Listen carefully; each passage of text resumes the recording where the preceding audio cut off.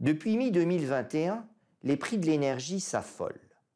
Les cours du pétrole et du charbon ont doublé, tandis que le prix du gaz naturel a été multiplié par 5. Fin décembre, la tonne de carbone s'est négociée jusqu'à 90 €, flirtant avec les 100 € prévus dans le plan pluriannuel pour l'énergie à l'horizon 2030. Quant au prix de l'électricité, ils ont aussi atteint des niveaux stratosphériques, avec un mégawattheure se négociant courant décembre 2021 jusqu'à 350 €. Pourquoi les prix de l'énergie sont-ils subitement devenus fous? Pour en comprendre les tenants et les aboutissants, une mise en perspective historique est indispensable. Depuis le début du XXIe siècle, la planète énergie a connu une double révolution. La première est venue des États-Unis et s'appelle pétrole et gaz de schiste.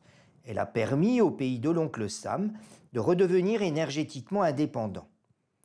La seconde est la transition énergétique qui vise à accéder à la neutralité carbone à l'horizon 2050. Concrétisée dans les accords de Paris, elle se caractérisera par le grand remplacement des équipements thermiques par des équipements électriques. Elle induira un accroissement significatif de la demande électrique. En France, elle devrait doubler au cours des 30 prochaines années. À partir de fin 2014, l'afflux de gaz et de pétrole de schiste a inondé les marchés et influencé la baisse des cours. En 2 ans, ils perdront la moitié de leur valeur. Une baisse vertigineuse qui se répercute alors sur les investissements dans l'exploration et le développement de champs nouveaux. De nombreux projets sont différés, voire arrêtés, tandis que l'on assiste à des vagues de licenciements sans précédent dans l'amont pétrolier et gazier. D'autant que cette tendance a été amplifiée sous la pression de nombreuses ONG écologistes réclamant l'arrêt complet de tout développement de nouveaux champs. Quant aux banques, elles sont publiquement sommées d'arrêter tout investissement dans les hydrocarbures sous peine de voir leur image se dégrader. L'argument principal des ONG repose sur un simple calcul d'épuisement des réserves. Ainsi, le scénario de l'Agence internationale de l'énergie suppose un déclin de la consommation de pétrole de 1,5% par an. Avec cette hypothèse, seulement la moitié des réserves actuelles auraient été consommées à l'horizon 2050 et 70% d'ici 2070.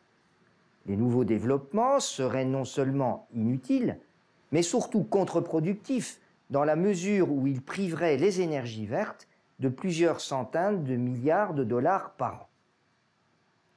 Mais en raisonnant de la sorte, on confond de façon très naïve réserve et production, ignorant que la production des champs existants décline naturellement de 4% par an. Un déclin compensé par la découverte, le développement, puis la mise en production de nouveaux champs. Aussi, même en cas de réduction significative de la demande, la stratégie consistant à arrêter le développement des hydrocarbures générerait à moyen terme une irréversible rupture offre-demande. Ainsi, pour une réduction de demande pétrolière de 1,5% par an, la rupture offre-demande serait atteinte dès 2023. Une situation catastrophique qui serait impossible d'enrayer dans la mesure où le développement de nouveaux champs prendrait plusieurs années. Bien que les développements n'aient pas été arrêtés, la baisse structurelle de l'offre se lit aujourd'hui en filigrane des indicateurs technico-économiques. Au cours des 5 dernières années, les investissements dans l'amont pétrolier et gazier sont ainsi passés de 779 milliards de dollars en 2014 à 336 milliards de dollars en 2020. Dans le même temps, la durée de vie des réserves, ici gazières, s'est effondrée de 10 ans depuis 2010. La production actuelle provient donc davantage du socle déclinant que de nouveaux champs mis en production. Sauf à relancer rapidement les investissements dans l'amont pétrolier et gazier, on assistera à court terme à une inexorable poursuite de la réduction de l'offre. D'autre part, pour décarboner la société, l'Europe souhaite sortir progressivement des énergies fossiles, voire du nucléaire, accélérer la montée en puissance des énergies renouvelables et miser de façon très hypothétique sur le stockage de l'électricité. Et c'est évidemment là que le bât blesse. Depuis 2006, 5 000 milliards de dollars ont été investis dans les renouvelables. Et pourtant, malgré ces 1300 gigawatts de soleil et de vent, la réduction de la demande fossile n'est jamais venue. Elle s'est même fortement renforcée dans la génération électrique. Dans les pays de l'OCDE, l'accroissement des renouvelables a principalement été porté par le gaz et dans les pays émergents par le charbon. En d'autres termes, l'accroissement de la demande électrique nécessaire à la sortie des énergies fossiles est aujourd'hui en partie porté par les énergies fossiles. Un presque vaudeville qui a fortement accru les demandes de charbon en Chine et de gaz en Europe. L'accroissement de la demande associé à la réduction structurelle de l'offre ont inévitablement conduit à une flambée des cours. Cette rupture offre-demande devrait se confirmer au cours des prochaines années avec des cours restant structurellement très élevés.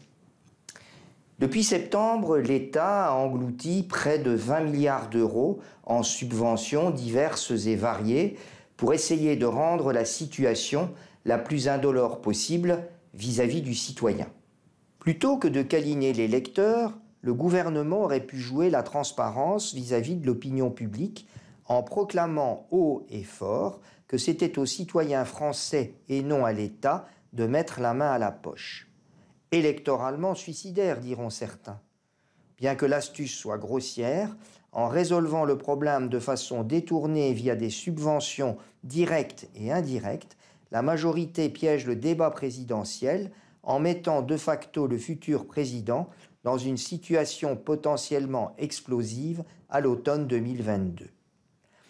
Atteindre la neutralité carbone à l'horizon 2050 représentera un coût conséquent dont la répercussion sur les prix devra être inévitablement supportée par le consommateur. La guerre contre le changement climatique se gagnera en mobilisant l'ensemble de la population et pas seulement un sous-ensemble de riches et d'entreprises.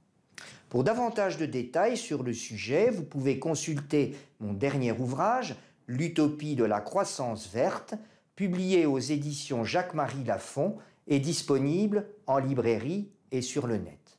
À très bientôt sur Energy Challenge.